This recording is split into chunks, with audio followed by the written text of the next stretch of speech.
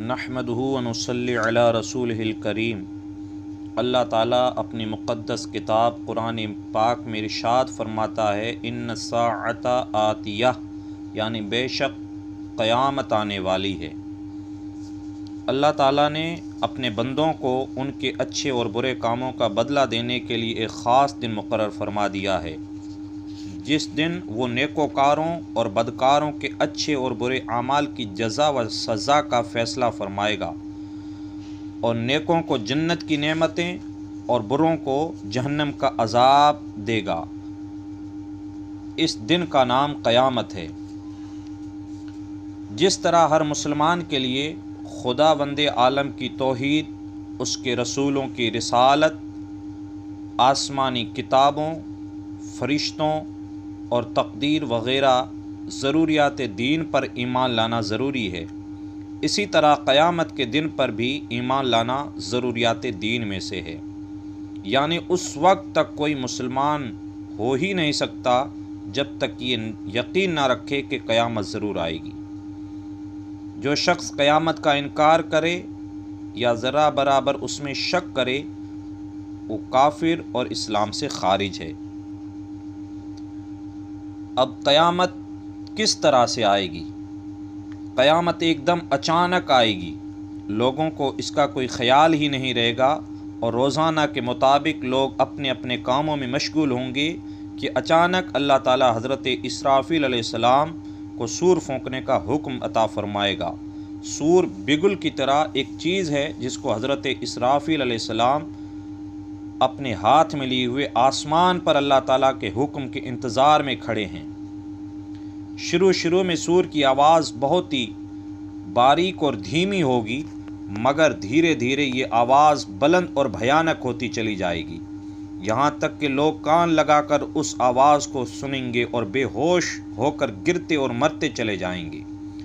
آسمان ٹوٹ پھوٹ کر ٹکڑے ہو کر گر پڑے گا، زمین میں اتنا زبردست زلزلہ اور خوفناک بھونچال آ جائے گا کہ زمین زور زور سے ہلنے اور کانپنے لگے گی، یہاں تک کہ ریزہ ریزہ ہو کر بکھر جائے گی، بلکہ غبار بن کر اڑنے لگے گی۔ چھوٹے بڑے پہاڑ چکنا چور ہو کر اون کی طرح اڑتے ہوئے نظر آئیں گے، چاند سورج ستارے بے نور ہو کر جھڑ جائیں گے، اور ہر طرف ایسی آفت اور ہلاکت اور تباہی اور بربادی پھیل جائے گی کہ تمام جاندار اور بے جان سب چھوٹی بڑی چیزیں، یہاں تک کہ خود حضرت اسرافیل علیہ السلام اور ان کا سور بھی سبھی فنا ہو جائیں گے، ختم ہو جائیں گے، اور اللہ کے سوا کوئی بھی موجود باقی نہ رہے گا۔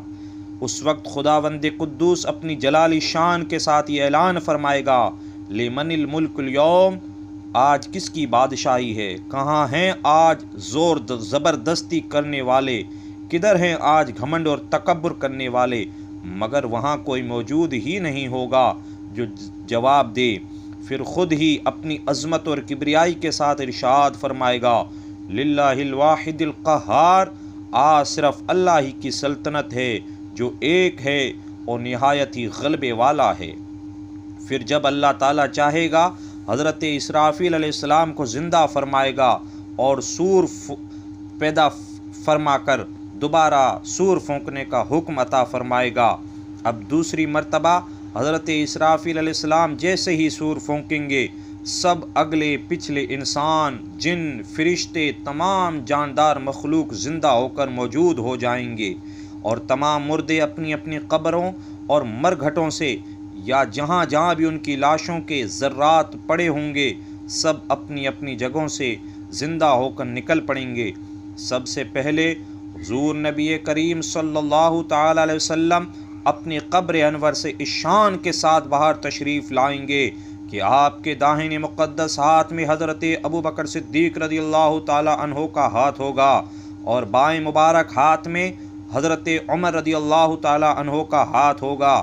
پھر مکۃ المکرمہ اور مدینہ المنورہ کے مبارک قبرستانوں میں جو مسلمان دفن ہیں، ان سب کو اپنے ساتھ لے کر میدان محشر میں تشریف لے جائیں گے، اور تمام دنیا بھر کے اگلے اور پچھلے انسان، جن وغیرہ سب کے سب اسی میدان محشر میں جمع ہوں گے، جہاں سب کے اچھے اور برے اعمال کا وزن اور حساب ہوگا۔ اس میدان کو میدان محشر کہا جائے گا، اس میں اگلے پچھلے سب کے سب وہاں پہ جمع ہوں گے۔ اب کسی کا یہ کہنا کہ قیامت اگر حق ہے تو قیامت کتنے برسوں بعد آئے گی، کس سن میں آئے گی؟ ہاں، یہ کہنا بالکل غلط ہے۔ قیامت کتنے برسوں کے بعد اور کس سن میں آئے گی، اس کا علم اللہ تعالیٰ نے اپنے عام بندوں سے چھپا لیا ہے، لیکن اپنے نبی اکرم صلی اللہ تعالیٰ علیہ وسلم کو اللہ تعالیٰ نے دوسرے علوم غیبیہ کی طرح قیامت کا بھی پورا علم عطا فرما دیا ہے، مگر آپ کو یہ حکم دیا تھا کہ قیامت کب اور کتنے برسوں بعد اور کس سن میں آئے گی، اس علم کو آپ اپنی تمام امت سے چھپائے رکھنا۔ چنانچہ حضور سید عالم صلی اللہ تعالی علیہ وسلم نے اپنے کسی امتی کو یہ نہیں بتایا کہ قیامت کب اور کتنے برسوں بعد اور کس سن میں آئے گی۔ ہاں، قیامت کے سن کے سوا حضور نبی کریم صلی اللہ تعالی علیہ وسلم نے قیامت کی تاریخ، قیامت کا مہینہ، قیامت کا دن، یہ سب کچھ اپنی امت کو بتا دیا ہے۔ چنانچہ آج مسلمان کا بچہ یہ جانتا ہے کہ قیامت محرم کے مہینے میں 10ویں تاریخ کو اور جمعہ کے دن آئے گی۔ یہ کس نے بتایا؟ یہ غیب داں نبی نے ہمیں اور آپ کو بتایا ہے، لیکن سن اور برسوں کا حضور صلی اللہ تعالی علیہ وسلم نے ہمیں نہیں بتایا، لیکن اسی کے ساتھ ساتھ حضور نبی کریم صلی اللہ تعالی علیہ وسلم نے قیامت کی چھوٹی بڑی نشانیوں کو